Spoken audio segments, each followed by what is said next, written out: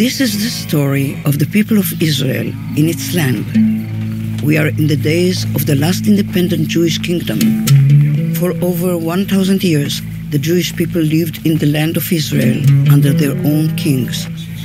King David made Jerusalem his capital some 3,000 years ago, and his son Solomon built the Holy Temple there. Jews from every part of the country made pilgrimage to the temple in Jerusalem. With the rise of the Roman Empire, the Jews came under the oppressive rule of the Romans. Some of them were determined to win back their independence and rebelled against the Roman rule. After besieging Jerusalem for 6 long months, the Roman general Titus destroyed the Holy Temple, massacred the citizens, and burned the city to the ground. Only an empty shell of outer walls was left standing, a sad reminder of the glorious temple that was. The defeated fighters were taken to Rome for a triumphal march. In the generations following the destruction, the Jewish sages laid the foundations for one of the most glorious periods in Jewish history. The social, legal, and educational systems that they developed enabled Jewish communities to survive wherever they were. In every society in which they lived, Jews played an important role, contributing to science, culture, and the economy. Often, they were persecuted or expelled because of their beliefs,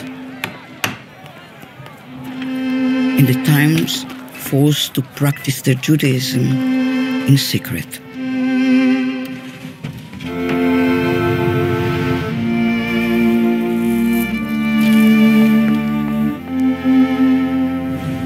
But even in difficult times, they clung to their culture and traditions.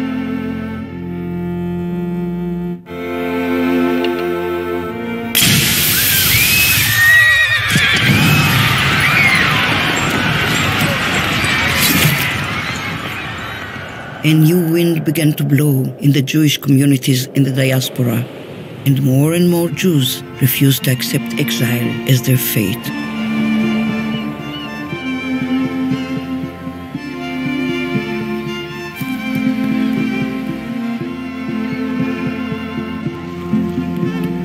Little by little, Jews from all over the world began to make their way to the land of Israel.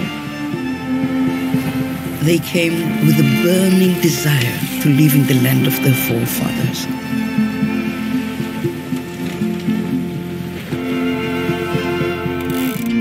Changes taking place in the international arena in the wake of the Industrial Revolution boosted the stream of Jews returning to their homeland. They joined their brethren who had never left, working together to rebuild the land.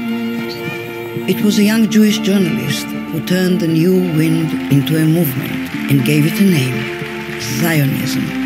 Theodor Herzl believed that the people must rely only on itself. He had a vision and a plan and devoted his life to making the age-old dream a reality. In the land of Israel, the ancient Hebrew language was reborn, with new words to express the needs of the modern multicultural society taking shape in the Jewish homeland.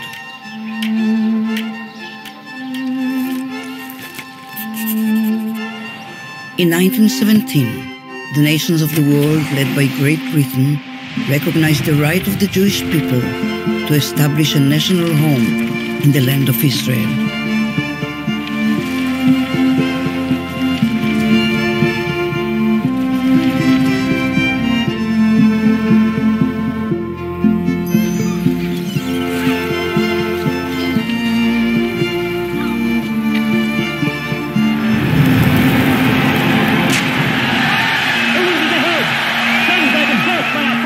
While the Jews were engaged in building the foundations of a new country, another people in another part of the world united around an entirely different idea, one that led its followers to commit the most horrendous crime against humanity.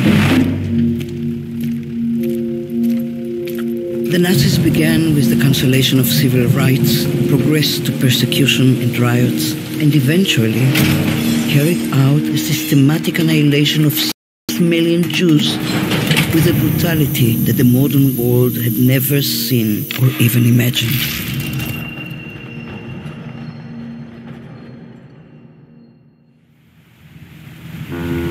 But sometimes, from the depths of despair, the soul finds the strength to carry on.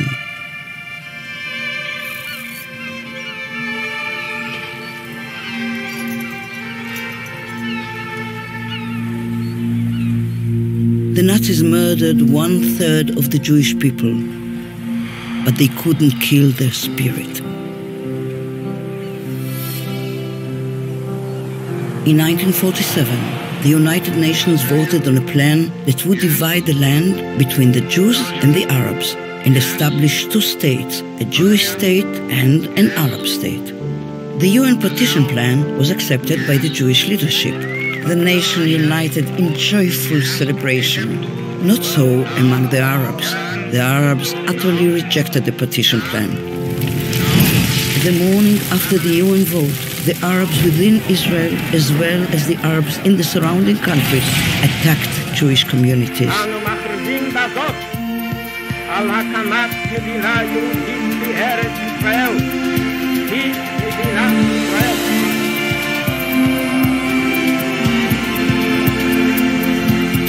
The Israeli celebrations were cut short as they prepared for the newly born state's first war of survival against the combined attacks of 6 Arab armies.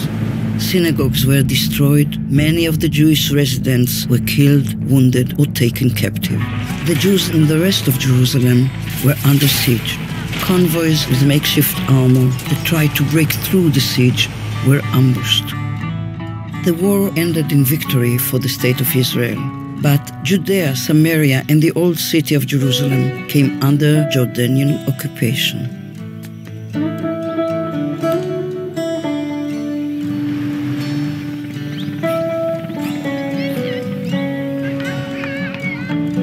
Almost 2 decades later,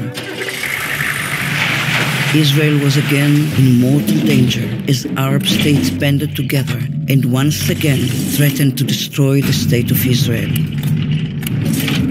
The fighting was bitter, but Israel won on all fronts.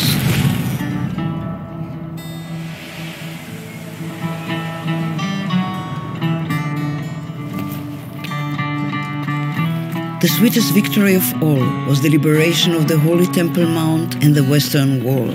Jerusalem was reunited. For the first time in the city's history, freedom of religion and worship was guaranteed in all the holy sites of Judaism, Christianity, and Islam. The quiet didn't last long. The peace of the holiest day in the Jewish calendar was shattered by the sirens of war. While prayers for divine mercy pounded at the gates of heaven, the Arab armies pounded at the gates of little Israel. Israel's reserve soldiers rallied to fight the enemy. They didn't lay down their arms until the country was safe once more. War requires courage, but even greater courage is required to make peace. The historic peace treaty between Israel and Egypt laid a cornerstone for the desired peace with all of Israel's neighbors. It came closer with the signing of a peace treaty between Israel and Jordan. That same hope inspires Israel's efforts to achieve peace with the Palestinians and to realize the dream of living in peace, shalom, with all its neighbors. The Jews have returned to their homeland. Fulfilling the hopes of 100 generations, the Israelis have overcome daunting obstacles to fashion an open, joyful, and pluralistic society, a vibrant culture, and an innovative economy. The story that began in the land of Israel, then spread out to the farthest reaches of the world, has come full circle. The next chapter is already being written.